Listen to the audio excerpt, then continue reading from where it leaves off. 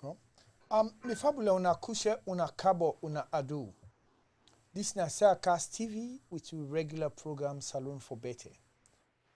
Today, we bring una come Alpha Cherno Alpha Mba. Cherno Alpha Mba na a former spokesman of the National Democratic Alliance in the 2012 elections and also now the chairman of the African Socialist Movement of Sierra Leone, and he also now is a currently now reading PhD currently now a student na a Northwestern University na Illinois, USA.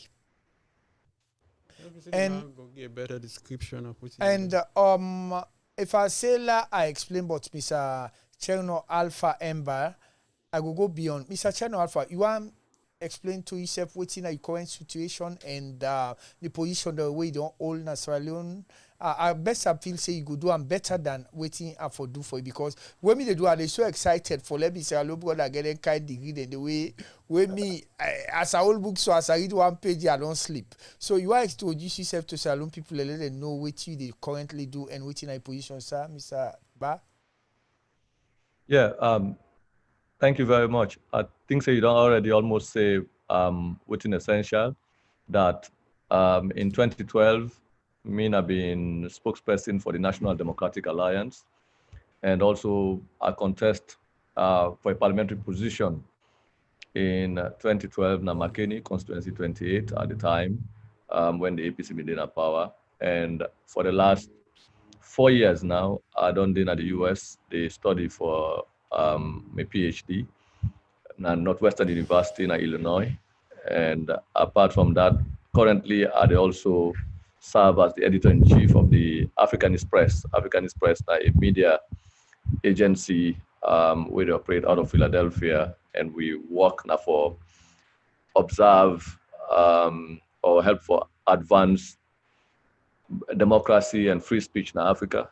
And for the last 6 months or so, we done the focus on the situation at Sierra Leone.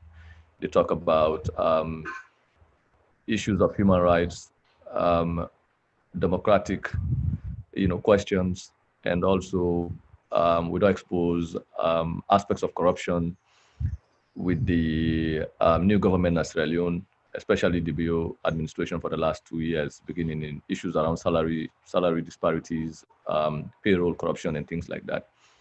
So in brief, I think saying that essential.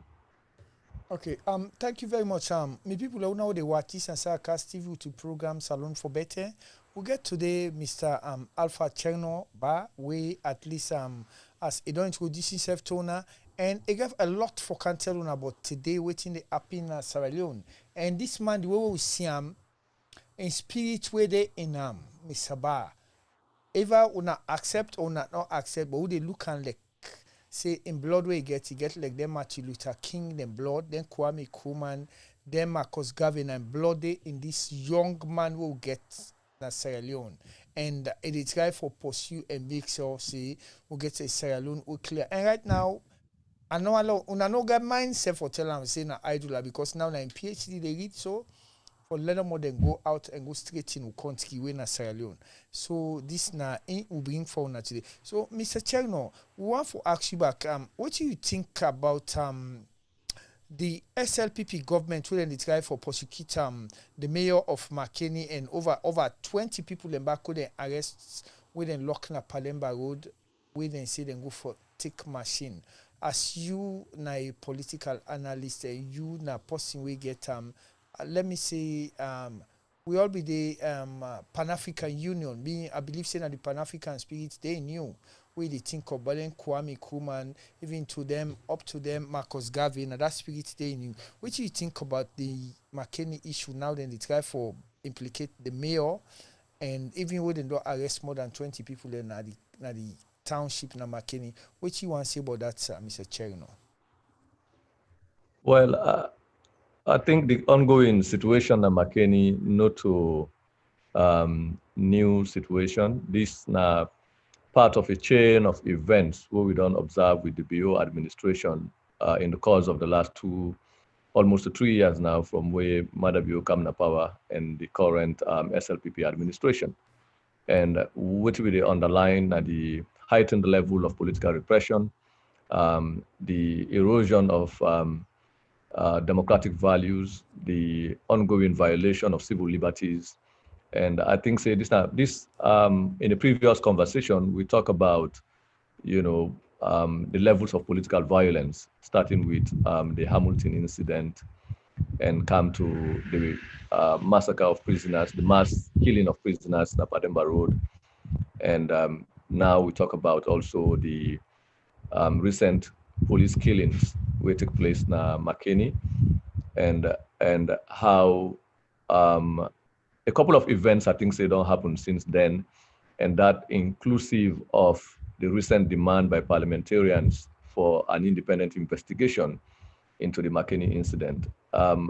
Before we come to the mayor, I think we need for put this in perspective that the incident in Makeni, not an isolated incident, that this now part of a several chain of events we begin since the inauguration of the BO administration. We don't see levels of violence that increase, and not just police killings, because now when parliamentarians talk about Makeni Lives Matter, we don't see SLPP supporters and the desperate effort of the regime for play down the ongoing demand for the protection of the lives and property of Sierra Leoneans by equating what they happen now to what the APC supposedly ultimately don't happen under Ernest Kroma, especially when they talk about the Bumbuna incident, the Kabbalah incident, and also Godrich and all that. All of these now, for just bring confusion into the conversation. Make we underline the fact before we come for talk about the attempt or the ongoing implication of the mayor and the ongoing arrest of opposition party members across the country. Make we understand what this mean, why we don't see violence across the country from where Madabio come to power. And this begin with even the inauguration of the government. We see during the inauguration of Madabio on Nadar Stadium, the stampede will take place, chaos will take place. And that one day, illustrative or indicative of what will follow after the inauguration. At the inauguration, we see images on AYV, for example, of this general chaos pandemonium will happen. And what caused that? Now, because right from the beginning, the government not able to separate what's in a function of public officials and what's in the function of non-public officials. The inauguration event, for example, was left in the charge of the First Lady. We not get nothing to do with public event. So you see the poor planning and poor arrangement, and you see this general chaos. So this all are part of the levels of violence, the beginning of violence. Okay. So we see that one happened. Okay, go ahead. And now moving from that point there, we don't come up to the situation where that violence they continue, go to parliament with the forceful removal of elected MPs in parliament and the forceful imposition of a parliamentary speaker with the use of the police. That one of the inauguration of violence in parliament. And from then, we see now subsequent events where police don't harass people in Hamilton. Then we come to Pademba Road. We go, all these by-elections don't take place, the violence now between SLPP members with the support Prince Harding and also other people with the support Batilo Songa. So we see this general level of violence and lawlessness and chaos instigated by the state. So this come down to one thing. The question is why we don't witness these levels of violence and ongoing repression and arrest of opposition party members and young people across the country. So that one, they on one side. So the Makeni incident fall within this general scale. So for make we talk about this conversation first, make we contextualize or maybe analyze within make this demand about Makeni Lives Matter. It's not just about Makeni, but a slogan where come as a consequence of the general level of violence and the lack of commitment on the part of the government, on the part of people who are in charge of power, who are in charge of the country now, for genuinely address this violence, and the willingness for also the contribution to this heightened level of violence across the country. So when we don't talk about that, then now we're able to talk about not just the arrest of the mayor of Makeni, or the pending arrest of, or the implication of the mayor of Makeni, but also how many people don't they in detention. We talk about young people with an arrest na Tumbo, young people with an arrest na Hamilton following that by-election incident, and also young people with an arrest na Lunsar, and now the people with an arrest following the protest na Makeni. All of these don't give you a total of almost 200 or more than 200 young people waiting behind police cells, beginning from Hamilton right up to Makeni. We get over 200 people in detention, young people were involved in demonstrations. These are the politicians. We always talk about the politicians because politicians, they're prominent. When you arrest a mayor or you arrest a party leader, like how you arrest Paulo, you arrest Darami when they don't give bail now with how about George Williams, and now you talk about the arrest of the mayor. So they were all can make news. But what you know they make news actually now the arrest of ordinary young people. These young people will come out on the street, na Lonsar, for protest against this heightened level of increased violation of human rights.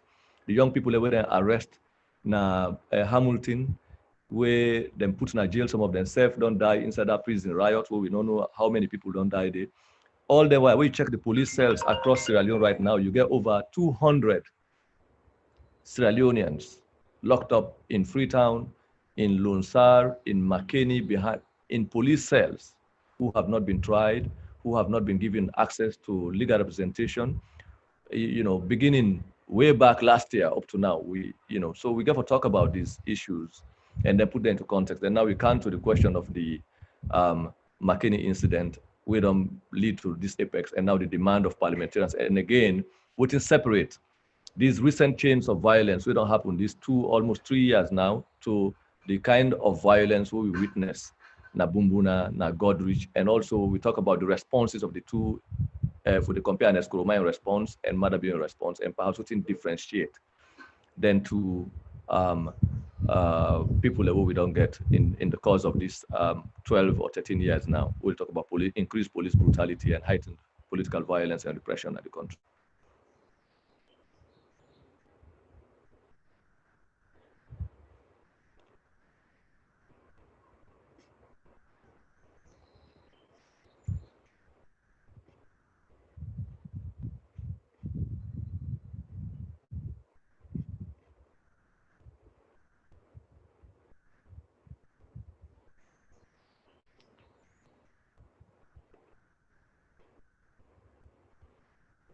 Sorry, we audio been there down.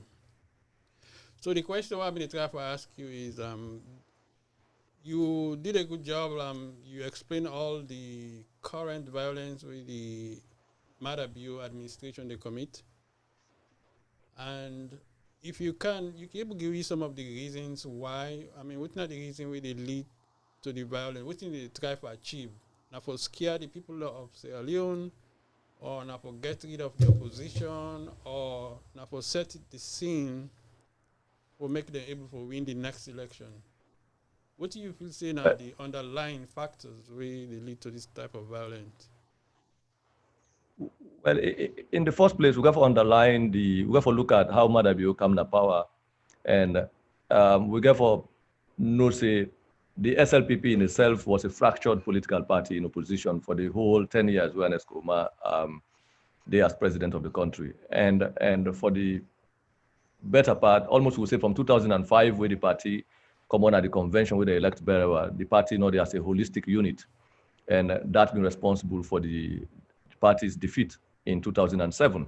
And at that time, you see the party split with the formation of the PMDC. So since then, the SLPP don't they try to recover its soul in the politics of Sierra Leone. So it's a party in crisis for the better part of the 10 years where Nkrumah in power. And within that crisis, again, Madabio emerged as the flag bearer in both rounds of the elections. In 2012, you see the division where emerged in the party as a consequence of people questioning the process through which the flag bearer was elected or nominated, if you want, following that convention. And we see the movement will happen led by Usuboi, the defection, significant defection. And since then, the SLPP has not been held together.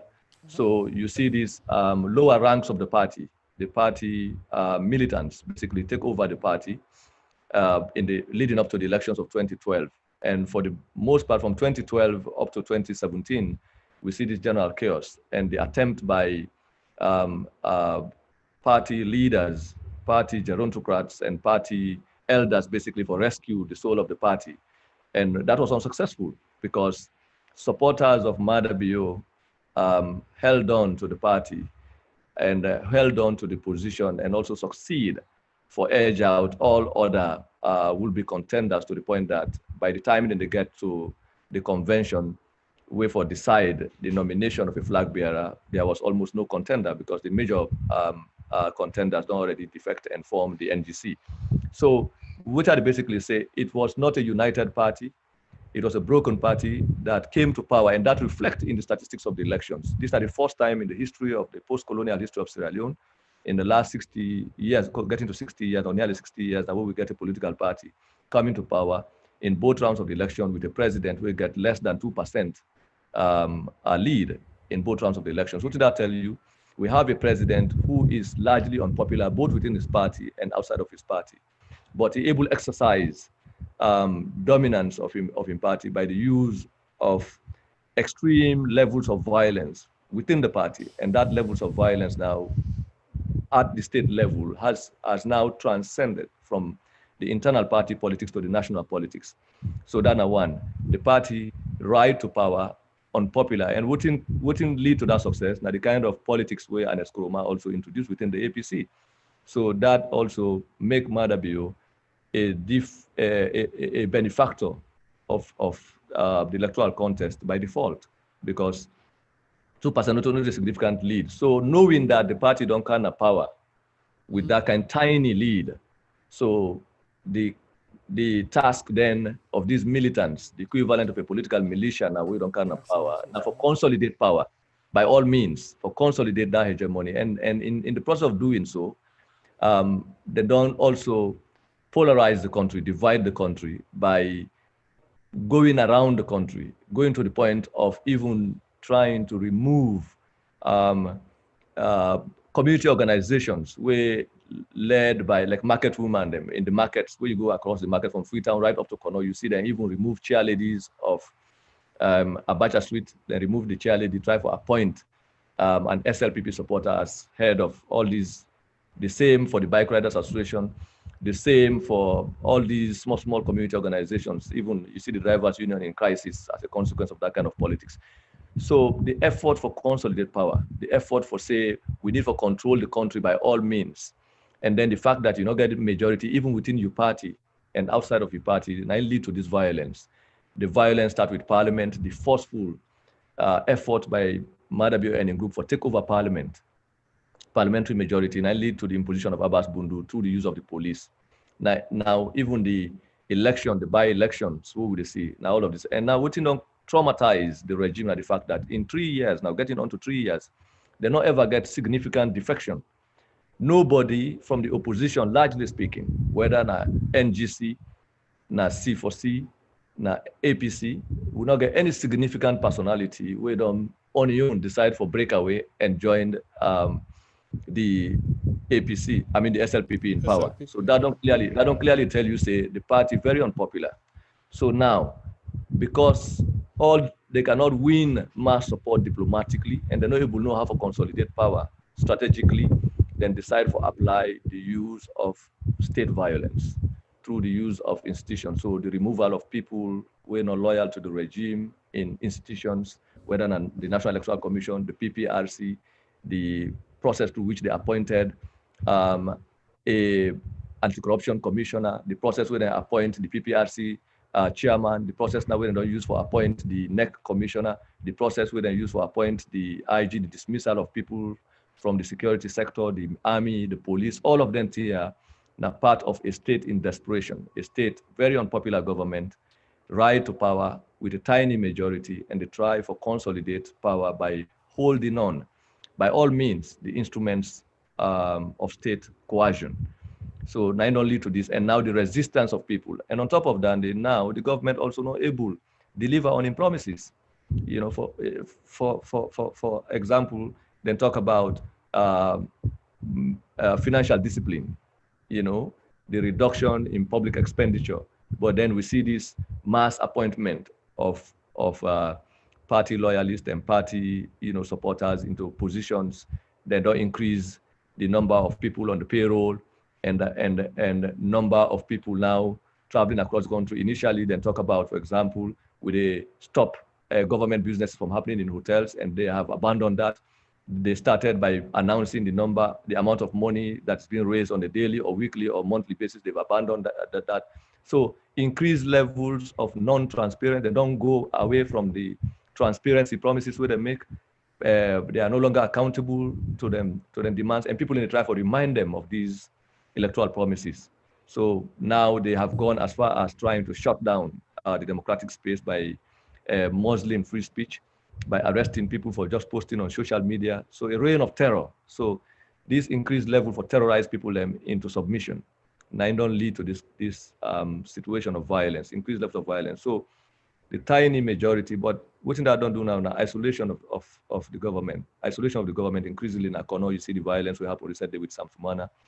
So all of this now don't translate into this tension at the country for the last almost getting to 3 years now from where this government kind of power. They have not been able to govern because they came to power through first internal party violence, and they don't also try to consolidate power through the use of violence.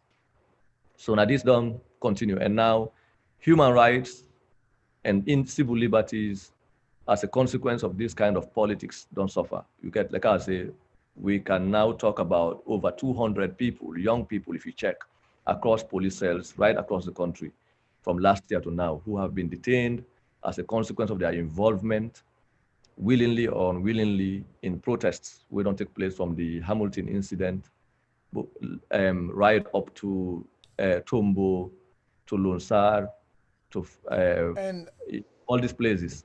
okay, Mr. Chino, what do you think about where we people and put print polo follow say photo say Makeli knife matters, and also when you talk, you don't believe say now your last program where you get where at least a lot of journalists them where they with you as you know a senior editor, like most popular newspaper, where you talk, we make the able release the former mayor and also about Williams, and also when them also release the publicity secretary when Abubakar Darami. You know if you say now that you message the na ain't go so hard we make the release them people in this It could be very self-imposing for just appropriate to yourself, you know, that kind of thing there. I think so we express, we appreciate the fact that, you know, the Darami and Herbert George Williams have been granted bail. These are the right of every citizen, you know. You no go keep somebody almost a year now, you know, on accusations. If you accuse somebody, every person where they're accused of a crime get the right to a fair trial, to a free and fair trial, to a speedy trial, and also get the right to a defense, you don't understand, and therefore be treated equally. But you hold, in the first place, the circumstances under which Darami and Herbert George Williams were arrested were questionable, because in the first place, they were only arrested after the Hamilton incident. Not only them, but about 21 APC organizers, executive members were arrested as a consequence of the violence that happened in Hamilton. We be seen a violence were not even solely instigated by APC members, but we see the destruction of voting material by SLPP activists, including a cabinet minister, a sitting cabinet minister. Nobody within the side of the SLPP has been arrested up to now, getting on to a year. Now, the APC people were arrested, kept in jail, and then subsequently released without a charge, without a trial. And on the day when they released, then that very day, these other two people were picked up as they came out of the courtroom, Herbert George Williams. And now, while in jail, they don't suffer health complications. You see, Herbert George Williams can hardly walk now.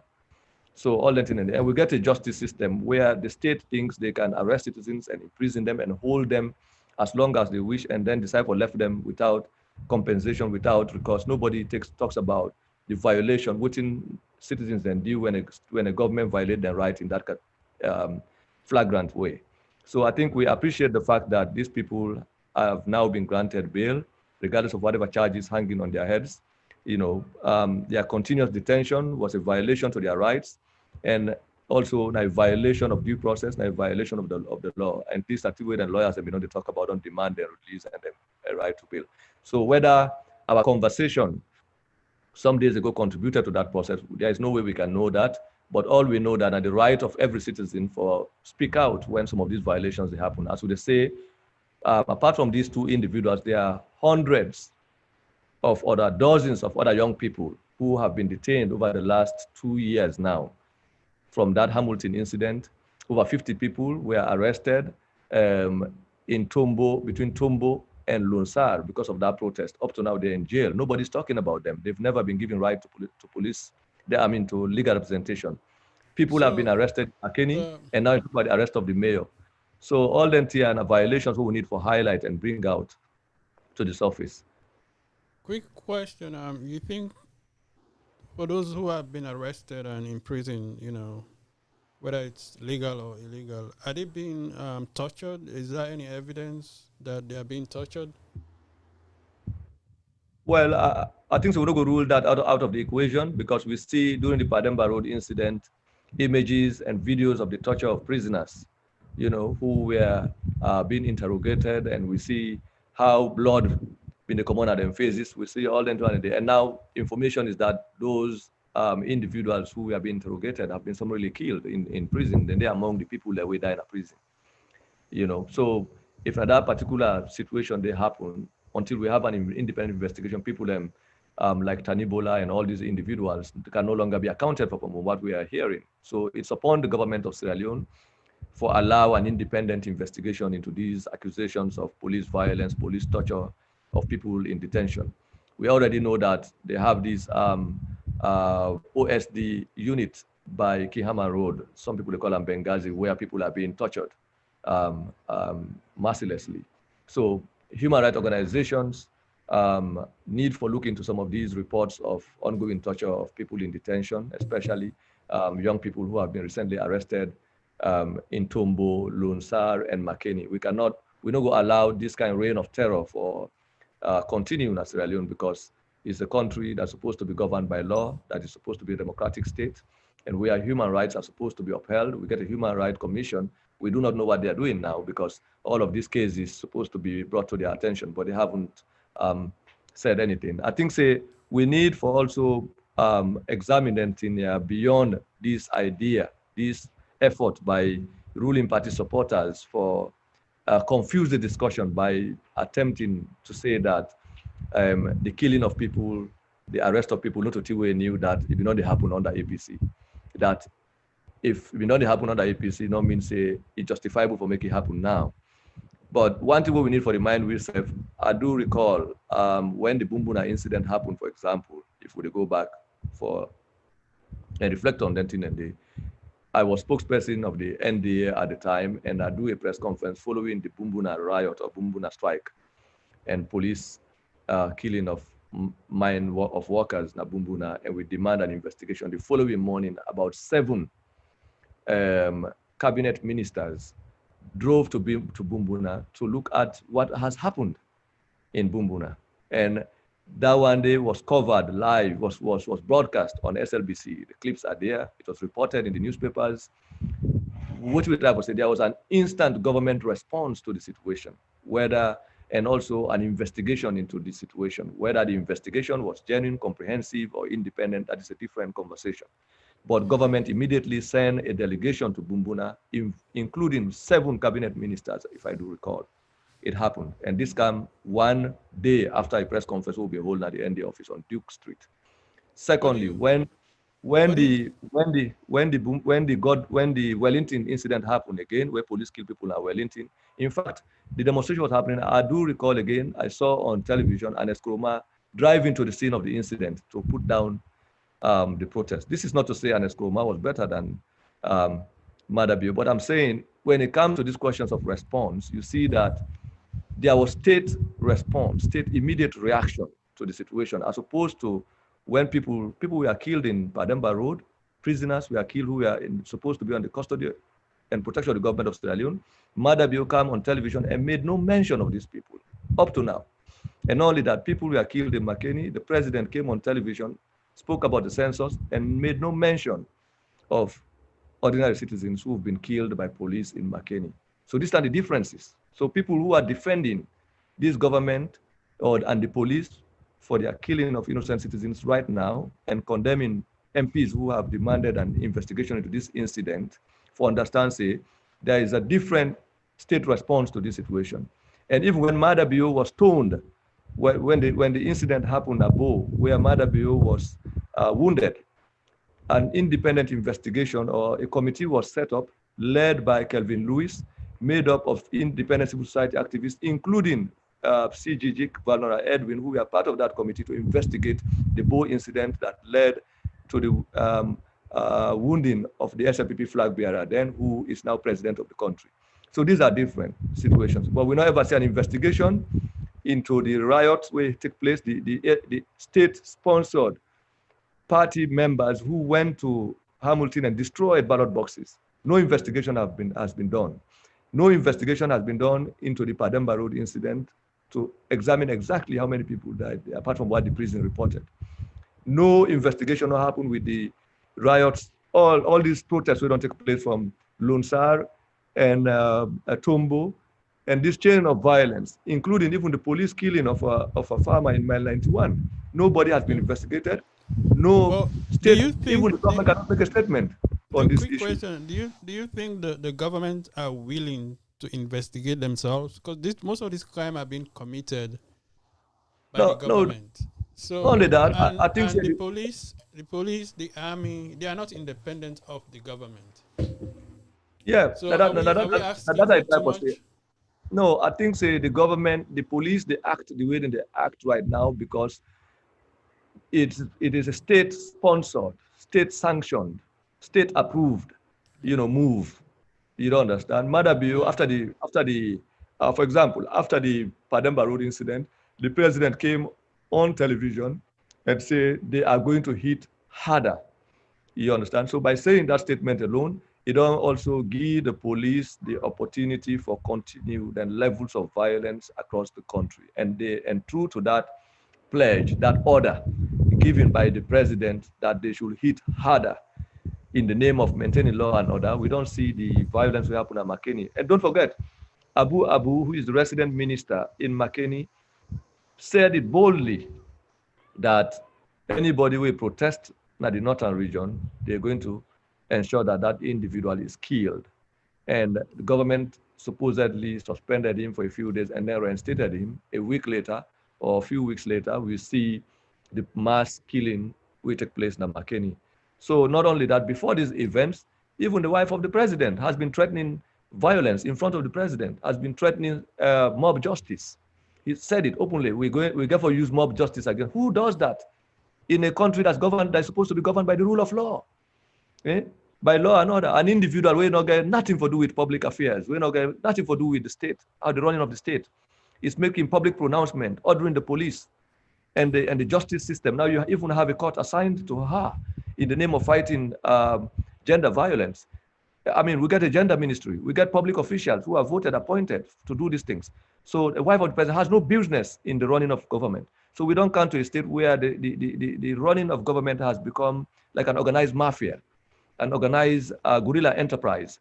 And this don't make the police, they kill people and randomly across the country, and they think they have the right to do it because they have a president who has endorsed that, who has repeatedly ordered that it should be done, who shows no remorse for the killing of citizens, who is in fact celebrating, because we saw after the McKinney, and this is what differentiates what we saw 10 years before the election of Madabio and what we're seeing now in these 2 to 3 years. Because when these incidents of violence happened and Madabio himself became a victim of violence in Bo, there was a committee was inaugurated to investigate the circumstances that led to that incident, will result into him being a casualty of that violence, him being a victim of that violence in Bo.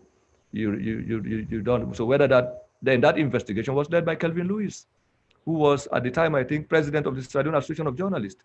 And up to now, we not see a government announced investigation. What we have seen is a parliamentary protest, a demand by members of parliament, the NGC and the APC, demanding an investigation into parliament. And the reaction of the supporters of this government, supporters of ruling party supporters, is to play down that situation by claiming that people were concerned about McKinney are only concerned about. No, we are not just concerned about McKinney. We are concerned about the increased level of violence, this lawlessness, administrative chaos, we don't take place in the country. And we are saying the McKinney incident is just one of those series of incidents where we don't witness from the inauguration of this government, from the pandemonium where we seen at the stadium on the day where Madabio was inaugurated, right up to the police siege, the police invasion of parliament, and the removal of MPs from parliament, because the government is trying desperately to consolidate power at all costs, even at the expense of the lives of peaceful Sierra Leoneans. And we cannot run a democratic arrangement in this way. If you not get a majority for running government, that is why democracy is based on continuous engagement, continuous conversation, civic engagement. That is what democracy is about. This military approach to power is out of fashion. It cannot operate. So now I think we therefore examine and demand from this government for make a public disclosure in terms of how many people have been detained across police prisons right across the country over the last 1 year, beginning those who were arrested in Hamilton, come up to people who were arrested as a consequence of the protest in Tombo, the protest in Lonsar, the protest in Feredugu, the protest in McKinney. How many of these ordinary citizens are behind police cells? What has happened to them? Why have they not been given, right access to legal representation? Why are they being kept without nobody talking about them? So I am saying, if you count 50 people between Tombo and Lonsar and McKinney and Hamilton, you find out that in total go up to Kono. In total, we can safely say we have over or nearly 200 people, ordinary citizens, young men, who are now in detention, who've been detained for more than 90 days, for more than 100 days, some even a year now, without trial, without being charged to court, without being allowed access to legal representation. These are violations, even under military regime. We now witness this kind of situation. So these are the questions. This increased levels of violence, increased levels of state repression cannot be tolerated. And the responsibility of every citizen for speak out and demand public awareness of these ongoing human rights violations that are supposedly happening in the dark or happening without people talking about them. But what do you think, though, with this rate of violence that is being, done in the country? Are the ordinary citizens in any position to complain or to defend themselves? Because the violence is coming from above. How will somebody who is just an ordinary citizen get justice? Well, in the first place, I think this kind of conversation where we don't begin so need to be heightened, need to be multiplied. And like I've said previously, we need for step one, I think, is to make this information may circulate. There's an ongoing effort on the part of this government for muzzle the circulation of information, for prevent the circulation of information, even though we get social media. Some of this, for example, the detention of Herbert George Williams and Darami for close to a year without due process, without free and fair, speedy trial, and now you grant them bail almost a year after their arrest in itself is wrong.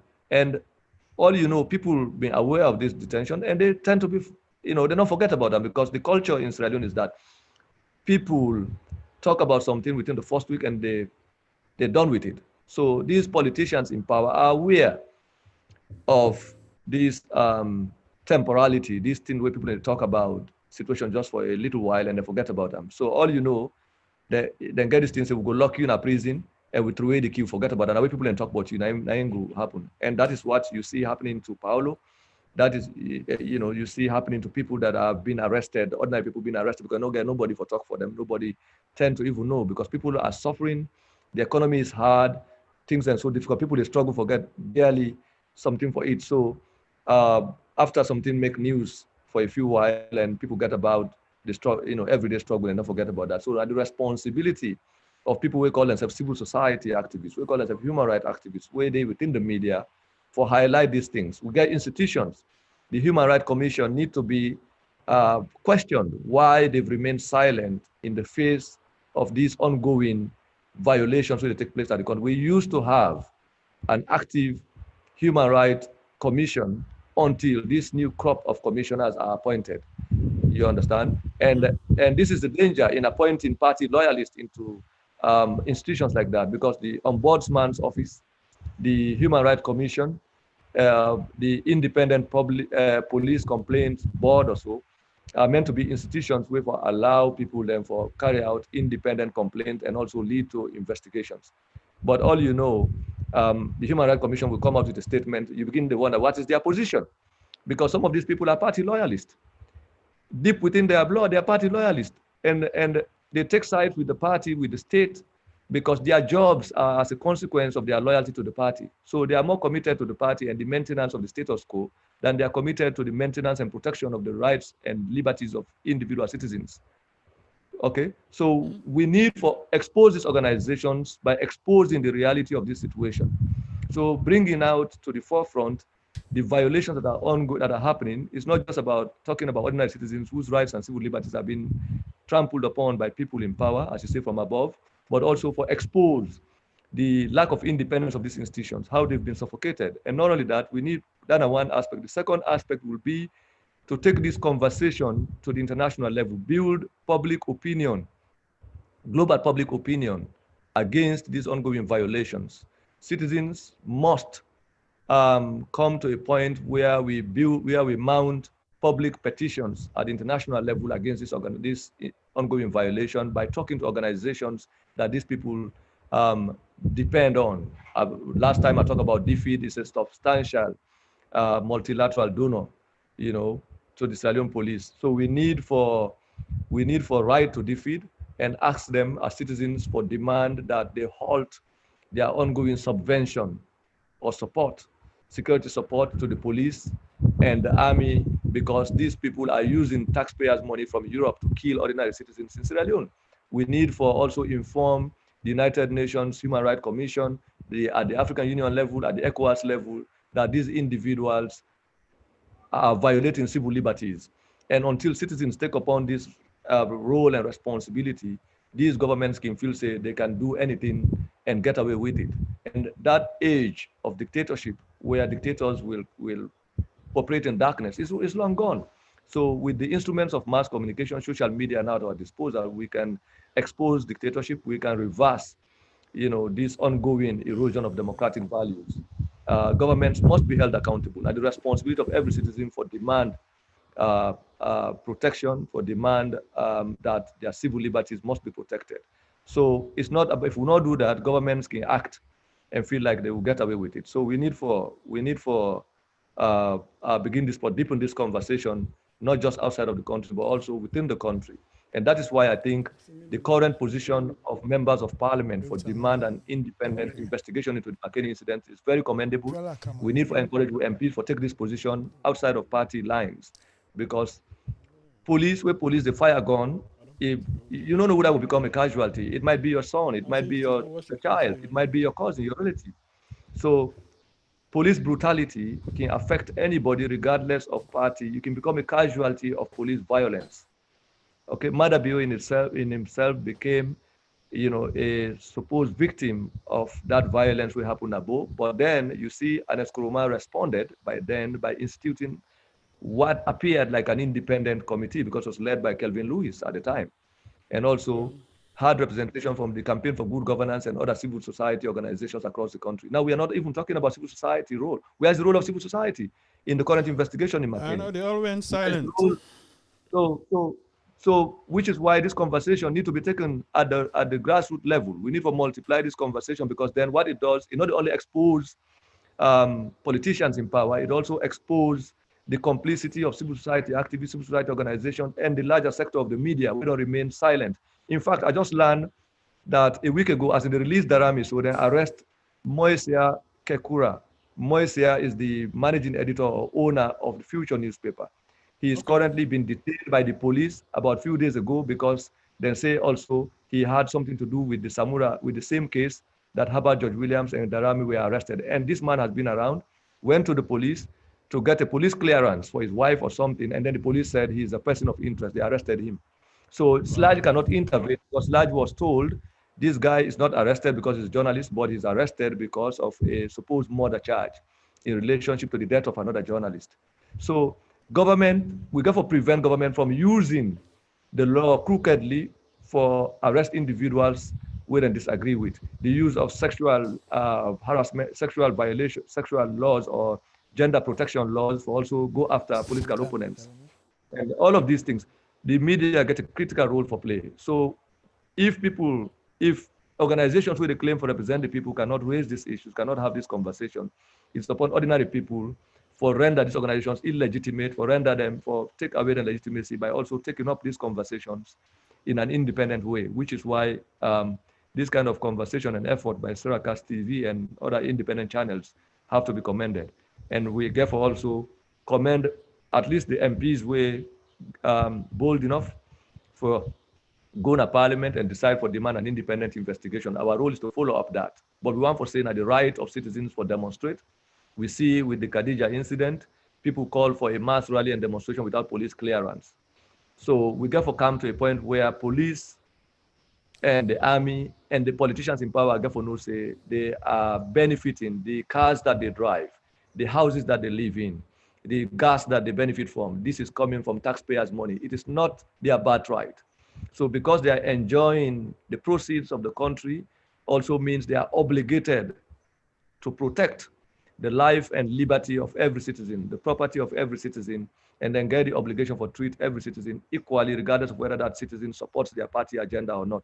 So not a good in the do way. It's an obligation. If you don't want to do that, then you have no business collecting money as a salary from the public budget. So because you are being paid from the consolidated fund, mean that you are open to scrutiny. We have to hold you accountable, and are responsible to do that.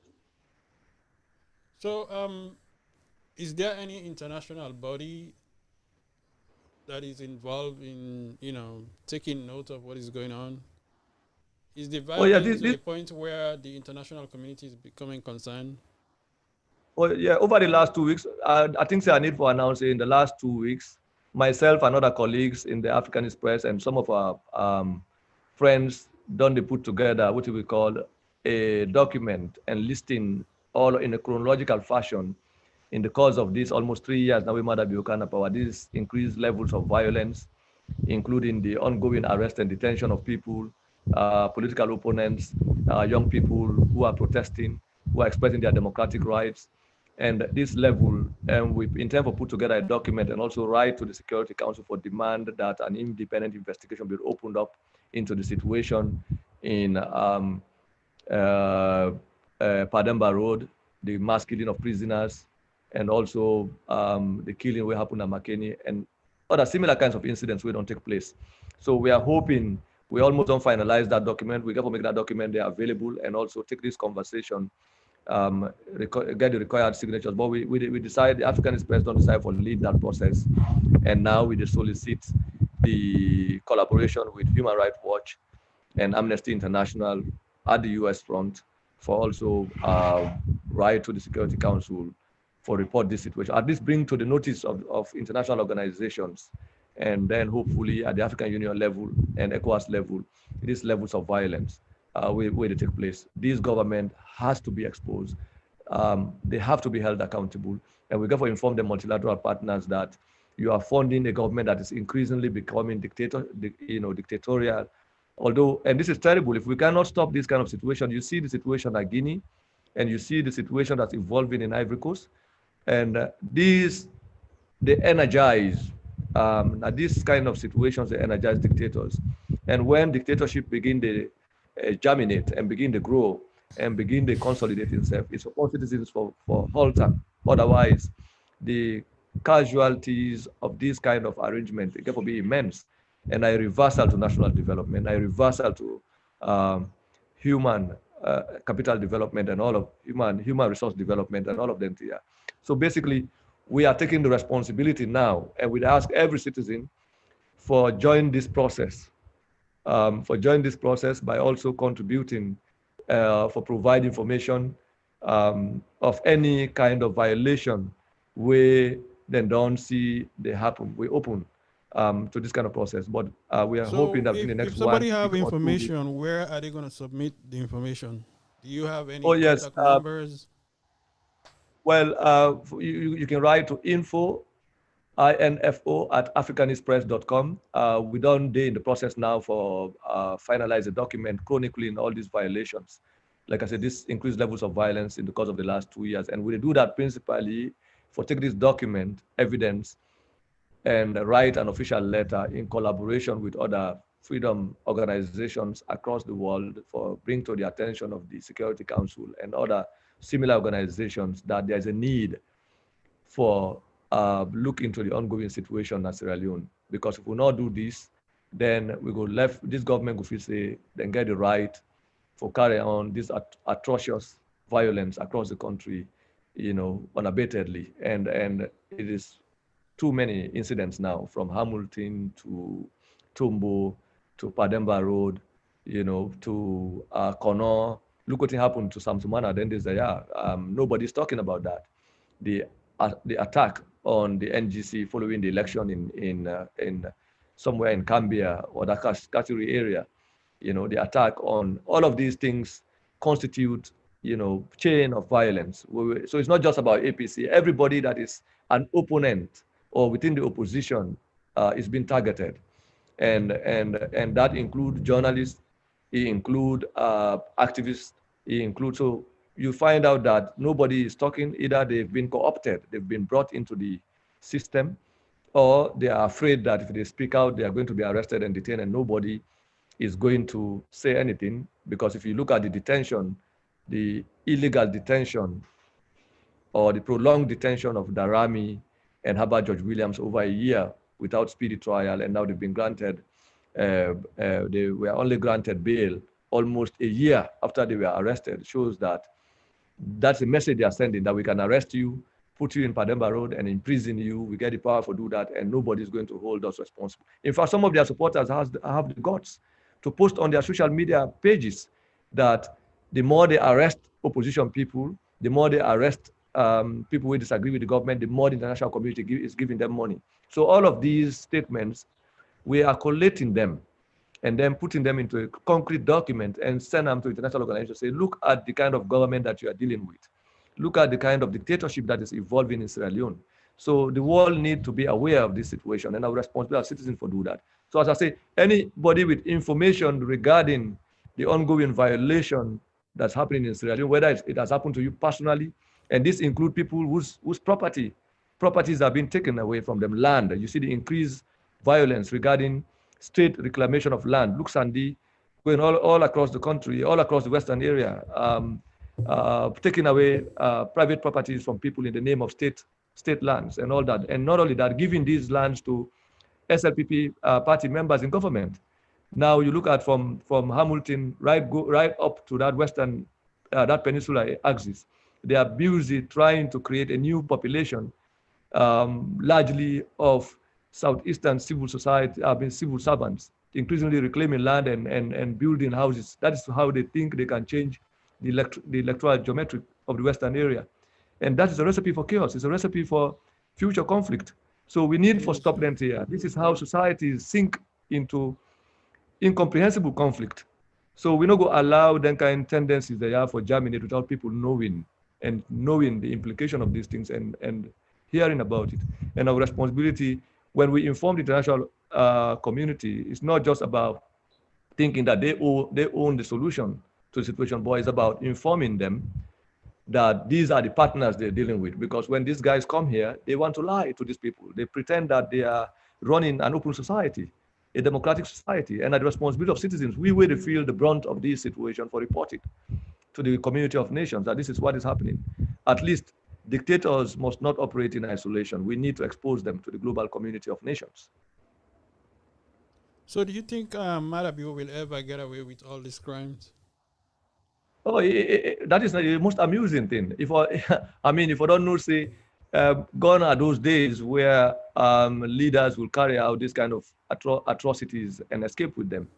You know, the fact of the matter is, I keep saying that when you look at Sierra Leone right now, you look at the world, you find out that African leaders who have chosen the path to dictatorship, you know, really, it's like committing suicide. Because if you push the people of Sierra Leone to a situation where they they're forced to the streets, and which is now increasingly becoming possible, you find out, say, you know, get no side for run go. So in 1997, for example, when people kick out the SLPP out of power, the global community mobilized in support of Tijan Kaba because they felt it was an unfair process. But right now, the United States is, you know, up with its own crisis. The same for England, the same for the European Union, and all these global organizations. So if anything happens as alone, you don't even get away for run go Liberia, because Liberia has its own crisis. Guinea, you see the crisis in Guinea. Alpha Conde is busy in terms of trying to illegitimately steal power and consolidate power. He's not going to be worried about what's happening in Sierra Leone. So it is in the best interest of the SLPP of Madabio and its group of political militia in power to understand that that militia approach to power is self-destructive. Okay, it is not good for them. So it's not just about escaping, say, if you come on power, whether they will come after you or not.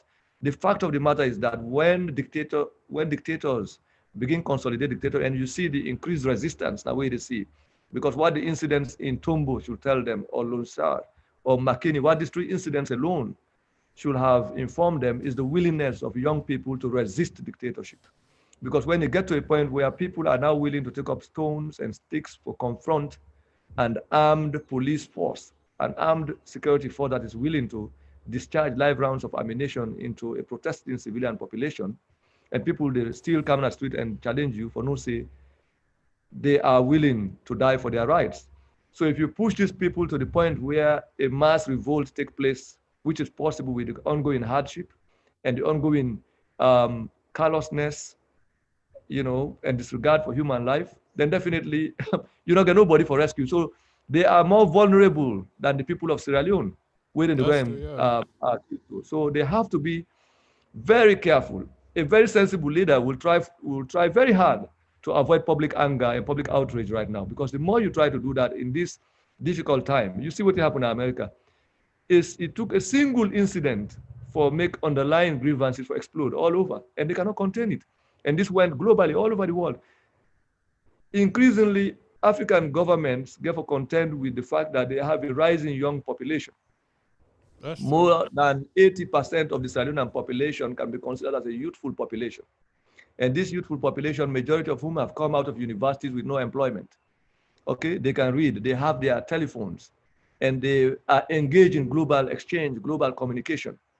And what that tells you, because by even domesticating the slogan, McKinney Lives Matter, tell you, say, they are speaking a global language of resistance. Because Black Lives Matter has now translated into Sierra Leone Lives Matter, into McKinney Lives Matter. That is no joke. It is telling you that you are talking to a population that is in a global transaction, global exchange, global communication. And this population is willing and ready with the current instrument of communication for challenge dictatorship. It is no longer, we are no longer in the 70s or 80s. No dictator is not going to do anything that Seka Stevens or J.S. Momo did in Sierra Leone. It's not going to happen. So the better they learn that there is a way you consolidate power without this military approach to consolidation, the more beneficial it is to them. That's one. Secondly, no matter how you gain a power, you no go exceed, even the chances of defeating Madabio in the next election are more obvious than it was obvious for him to come to power in 2018. I mean, we can see his defeat in the next election more than we saw his coming to power in 2018. So that alone should help to inform him that you cannot get away with these atrocities. So the best you can do, you have to unite the country. Then go for sit down and go back and ask yourself how the country became so animated, became divided and so tense in these 2 to 3 years. Is because of the style of governing, their logic of governance, this idea of power, this idea, military idea that they took into the SLPP and hijacked the platform of the SLPP and rode to power with a tiny electoral majority, 2%, less than 2% on 2 rounds.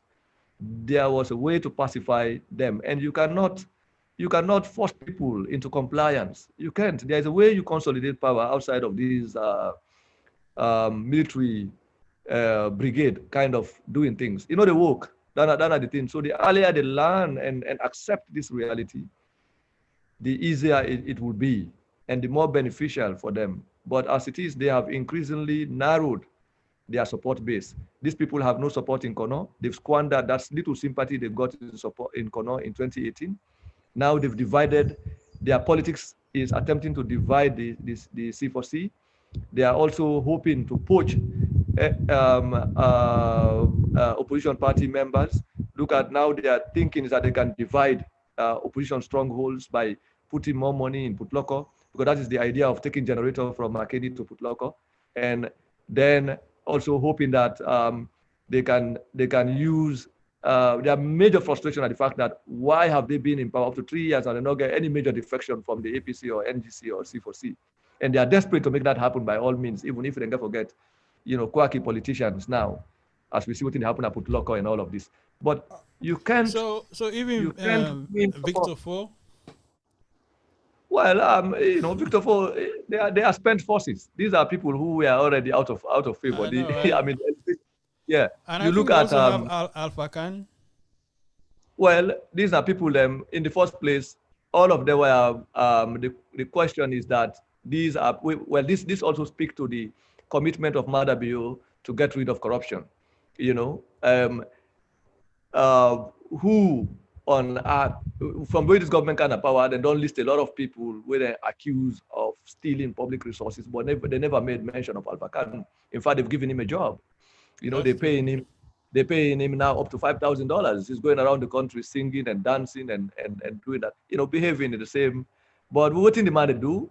He's comfortable because how many years Alpha Khan will get now for become beneficial to the people of Sierra Leone. So it is better for him to play that role because he needs to protect whatever he got under the APC and also protect himself, because if he hadn't done that, maybe if also done under the blacklist of the SLPP. So everybody so he's on survival mode. Who is a potential opponent. That is why they can comfortably give Victor Fo that vice presidency position, even though his appointment was questionable. The SLPP questioned the process through which Victor Fo was made a vice president, but they are willing to give him vice presidential privileges. The retirement privilege of a vice president that they will give to Sam Sumana because they do not have the support of Sam Sumana. So this kind of politics is a politics that is self-defeating. That is a politics of division. This is not one way that the SLPP has kept itself isolated, that Madabio has not been able to consolidate power. And with all of that, they want to blame the APC. They're blaming the opposition for strangling them, for making them unable to govern. But the APC did not stop them from giving Victor Fo privileges of a retired vice president. The APC did not stop them from refusing or withdrawing all privileges that are due to Sam Sumana. They would justify that he's not entitled to those privileges because he was supposedly dismissed by an Escobar. Okay, Mr. Cherno, yeah.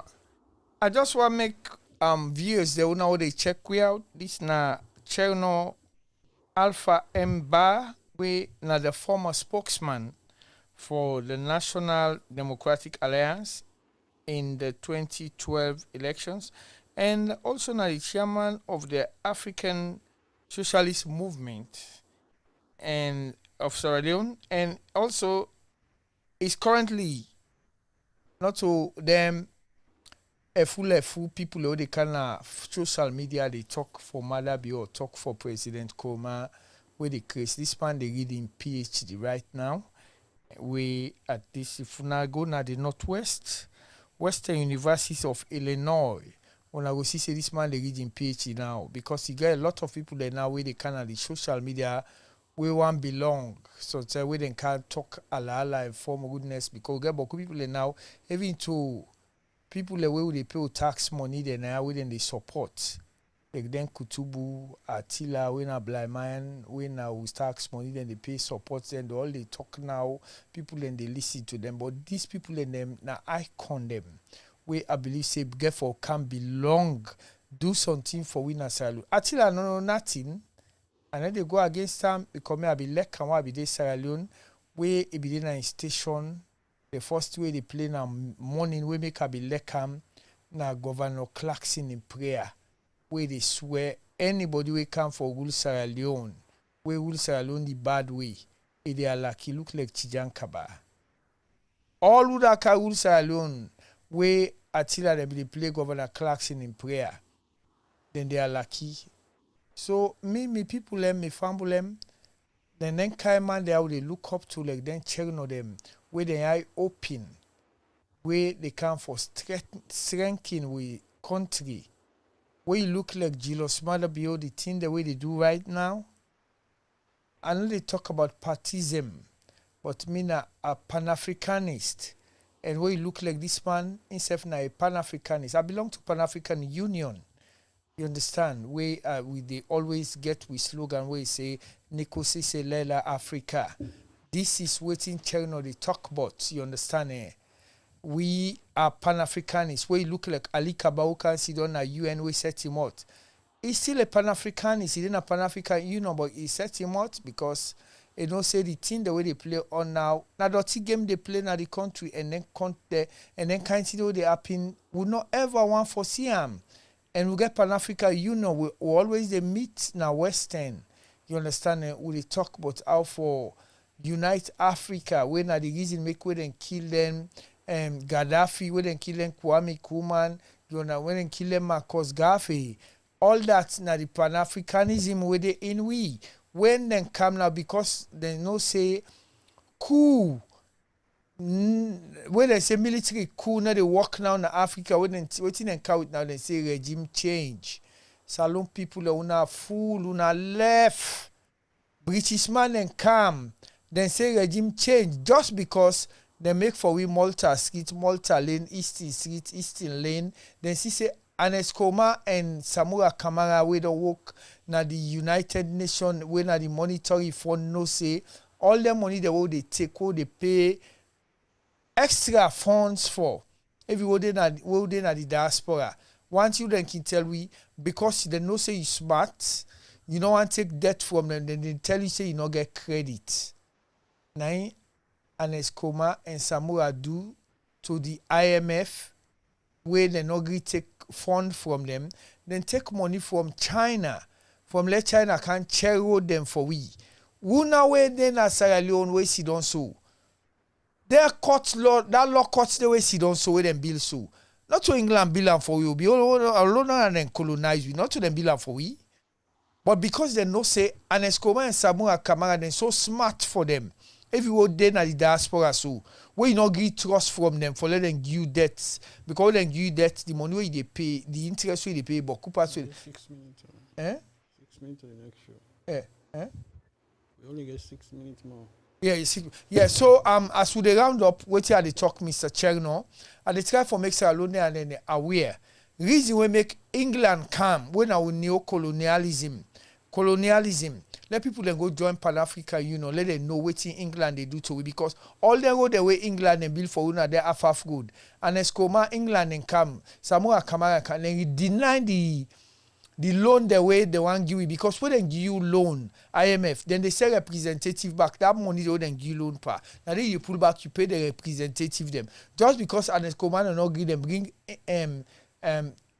China come. China, I meet with some people in Boku from East and South Africa. All they in China, they go operate for them. They build big skyscraper them for them. So now that jealous they then do, then can say regime change, then can put Madabio. Paulo Madabio go lie and say, again, 4 5-gallon diamond wey no side for the sanko keeper we for go pull am we take the diamond not come out. So like what you they talk so what you they do so we appreciate you very much and we always going to bring this to Sarah Cast TV for people away wise then go know waiting you they talk about. So the last thing because we not get enough time because we'll bring in next week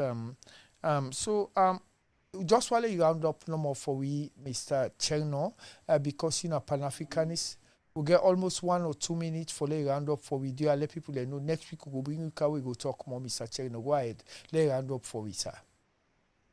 Yes, first and foremost, I think say we need to appreciate the work where Sarah Cast they do, and this kind of work a very laudable venture, and we call on people then for support and follow such kind of independent channels because we need this kind of conversation. But before we go, may we emphasize say from last year to now, from the Hamilton incident and Tombo and Lunsar and McKinney, we get almost close to or more than 200 people, young people that were police arrest and detain from Freetown to McKinney to Putlocker and all these places where up to now, they're not getting access to a trial, access to legal representation. So we need for demand an immediate release. Government and the police, Sierra Leone police need for disclose the total number of youths or young people currently in detention as a consequence of the protests that don't take place in the last 3 to 4 months. That's one. Secondly, we need for express support for express support to the call of MPs in the Parliament. We demand an independent investigation to the McKinney incident. And more than that, also, we need for inform ruling party supporters. We want for obscure the conversation. We want for water down the demand for justice, the demand for interrogation of the regime by pointing out the atrocities where police commit under the last 10 years of Ernest Koroma as, you know, a justification for what they happen now for tell them, say, even when violence happen and the wound Madabio in head, Ernest Koroma be instruct the formation of a commission of inquiry led by Kelvin Lewis, and was also Valnora Edwin of CGG was a member of that committee where investigate the Bo incident that led to the stoning of Madabio at the time. So this means that Madabio show complete callousness when it comes to the ongoing violence. In fact, he endorsed them by informing the police that his government is willing to hit hard against citizens but then continue for demonstrating. Not only stop there, it go to the extent of calling the legitimate opposition at the country as terrorists. So these are the differences between what we experienced in the 10 years of the APC and what happened now. That's not to say the APC was better than what we are saying, but the situation has gotten worse, and we cannot allow it to get more horrible than it already is. So now the response of every citizen for demand, and above all, the Africanist press, myself and my colleague in the Africanist press don't begin collaborate with other organizations outside of Sierra Leone for put together a comprehensive document of the human rights violations that don't take place in Sierra Leone from the period when Madabio came to power to now. And this document, we intend to submit to the Security Council. They ask everybody who get information submit this information to the following email, info@africanistpress.com. We will incorporate that and we will come here back for informing people and the stages how we do that. Thank you. Okay, we thank you very much, people who know the view. We just talked to Cherno Alpha Mba, where now the former spokesman of the National Democratic Alliance and the 2012 elections, and also the chairman of the African Society Movements of the Sierra Leone, and he also currently a PhD, a reading PhD right now, where at least a candidate also that a reading PhD at the Northwestern University in Illinois, in the United States of America, and also I get a African Socialist Movement where na Sierra Leone, and we tell you now thank you people who know the view as we don't listen to Mr. Cherno Alpha Mba It don't give una what you get. We go to bring am for una every week at least. Let it talk because na Pan-Africanist. At least they talk for the interests of Sierra Leone and there's the Sierra Leone people all over the Africa. We tell you now thank you now they view this na Sierra Cast TV to regular program Sierra Leone for better. And we produce how we get today. Now I'm just Jalome Ba. Me na Abdullah Mansari and I tell you now thank you. We will count to una back next week and then it will get for una back Mr. Cherno Emba for let it can do na exactly waiting to go on Sierra Leone and how we for take things step by step una tata. We will see una back next week.